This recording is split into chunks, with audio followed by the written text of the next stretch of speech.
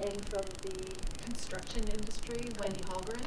is and also Sabrina Chan from the Biopharmaceutical sector. thank you. So we may start the press conference, and you may refer to the overview that we have given you in advance. So shall we? You may ask questions. It all started with the KL principles when we had it in Kuala Lumpur. We developed the medical devices business ethics. I think Chris would agree with me. When we had that coming through, we thought that it is good for the industry, but we didn't want to maintain it as is. We wanted it to move forward to another level. And to be able to do that, that's the reason why we have this workshop training of the trainers. You heard the ministers mentioning this morning, it's not about voluntary, because voluntary is something that people can have the option of to do it or not to do it. By having this workshop, we felt that it is important for us to sort of create greater awareness among the public within the APEC communities, and be able to understand the importance of business ethics, all in the name of the game that we want to enhance business competitiveness in the region. Because when there's transparency, there's better understanding. People, the public, the consumers, the traders, the businessmen would be able to have better trade in that sense. Just like I mentioned that you will suggest the government to make it compulsory for those companies to cite the CIP. Can you elaborate more on that? Okay, what we are trying to do is, I think we have announced many times, we are looking at the issue of having a corporate liability law, which wants to make sure that the company, and when an employee pays a bribe, today what happens is when an employee pays a bribe, only the employee get prosecuted, charged, but the company itself goes scotch-free, and the management also goes scotch-free. Although we are sure that behind the scene, probably instructions were given to the employee to do what he's required to do. So we want to make sure that there is a commitment on the whole management as well as the company as an entity. So we want to make sure that when an employee pays a bribe, the management and also the company will be responsible also, unless they can prove, I suppose, they can prove they have put in place some reasonable amount of preventive measures in the company. Yeah. And of course, one of it will be issue of them making a public declaration of the pledge, which actually says that the company commit not to engage in corrupt practices.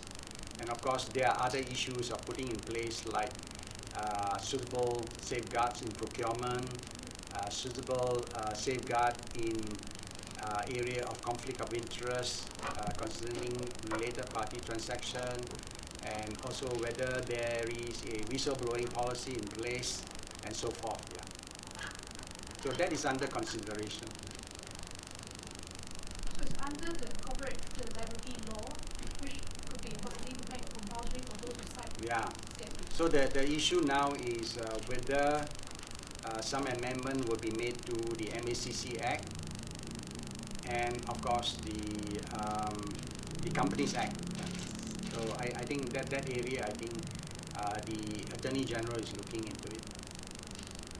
Just to elaborate, so I represent the engineering and construction sector, and this is a very important initiative to us in this sector. We have long at Fluor Corporation been a believer in collective action, and we believe this APEC environment of collaboration gives us a great opportunity to have companies in the private sector band together to work and to promote ethical behavior within our industry. The construction industry is kind of ripe with a lot of issues around worker safety, around corruption, around competing and executing fairly and on a fair basis. And we believe that by getting companies together and an understanding from large companies down to small and medium-sized enterprises, it'll make competition better so that we're competing based on quality, on price, on performance, and rather than on other factors that we think make competition much more difficult, and honestly the end product not as good. Yeah, we are from biopharmaceutical sector. Actually, we have a common goal to bring quality and effective drug to our patients. We shouldn't accept any kind of inappropriate behavior which jeopardize this mission. This is why we admire that the Mexico City Principle was drafted and endorsed in 2011, which bring a more cohesive industry standard to the entire Asia, which we have different economy and different cultural contexts. We are also very happy here to have Malaysian government to host this event, to bring all our representatives from industry sector to talk and exchange the knowledge among this area.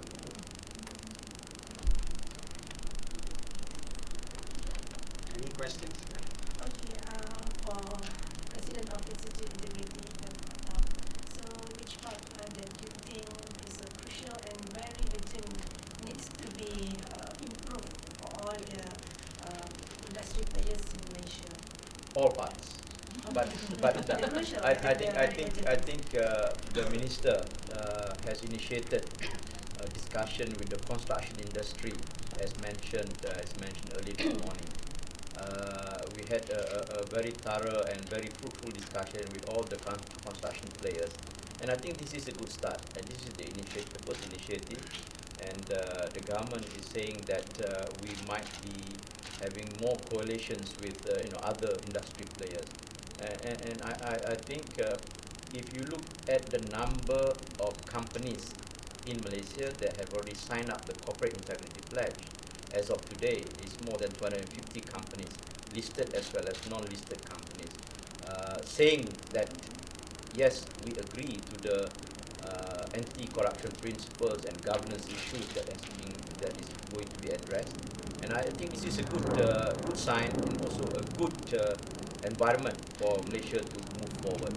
And with this workshop, the training of trainers, I think this is a further statement that we are very strong in this direction. And I think full compliments to the minister for pushing this forward. And I think this is very critical for our economic sector. Since APEC has already got biopharmaceutical as well as medical device, so logically that will be the other two priority areas that we will move to form collective action. Means in future maybe there is a construction industry after this? Yeah, after construction industry, then our construction already in progress. Yeah. Then we will do on the healthcare side, especially on these two sectors. I think I've said earlier that the construction industry, we have already started talking to them. And in fact, we have a first meeting already. And the minister has spoken to the right sectors on this issue. Especially, as you can see, why the healthcare is also important for us. Because on one of our economic development of the service sector, we talk about having a good healthcare system, as well as healthcare tourism, right? So we got to make sure that the issue of governance and integrity, the compliance are very strong there. First of all, I applaud the minister's comments earlier this morning. I think the minister brings a very sophisticated understanding to the challenges of that companies face in the compliance area across all sectors. And we've built a tremendous and powerful public-private partnership through the APEC work, and these three sectors have dedicated a great time and great resources to forge a public-private partnership with very willing and competent and advanced governmental leaders such as those here. and we've built an excellent platform to extend compliance across all of our sectors and beyond. And we look forward to working and to continuing our public-private partnership to ensure that we can drive compliance and ensure that the principles that we've drafted, whether in Hanoi, Mexico City, or in Kuala Lumpur, are indeed effective. And so for the next 4 days, we'll be helping to ensure that these compliance commitments are effective and enduring, so that we can convene once again in the future and comment on all the progress that we've made since that time. I just wanted to take it to a broader perspective. I actually am with the U.S. government, and I wanted to say that this model that we've used in APEC is a public-private collective action approach, where there are members from associations, or there are from biopharmaceuticals, or they are from the construction industry, small, medium, large, along with Anti-Corruption Commission members, regulatory body members, and people from academia come together, and together through consensus, they drafted these codes. It will work in every single sector, but it has been so successful in APEC that in India, with Fluor Corporation, India opted to try the model in the construction and engineering sector, and they successfully drafted an integrity code last July. India did, and had a training session this summer. In South America, they opted to go with the medical device sector first, and 34 countries now have launched, along with Malaysia. Malaysia participated in the launch of that, so that they will begin the process in medical devices. And then 2 weeks ago, we have what's called the Africa Growth and Opportunity Act, and we partner with countries in Africa. And on the margins of that very large Africa meeting, Fluor Corporation partnered again with the United States so that it would be launched in Africa as well. And so that launch will carry forward next year. So what Malaysia, the United States, and other APEC economies have established in APEC has now gone completely around the world and is a model that is being used by almost every single country. So it has been a very terrific initiative. It builds on our private sector working with our government, talking about all the difficult issues in a very practical, deliberative way, and allows everyone at the table to have a voice. And I think that's why it has been very, very successful in its global reach.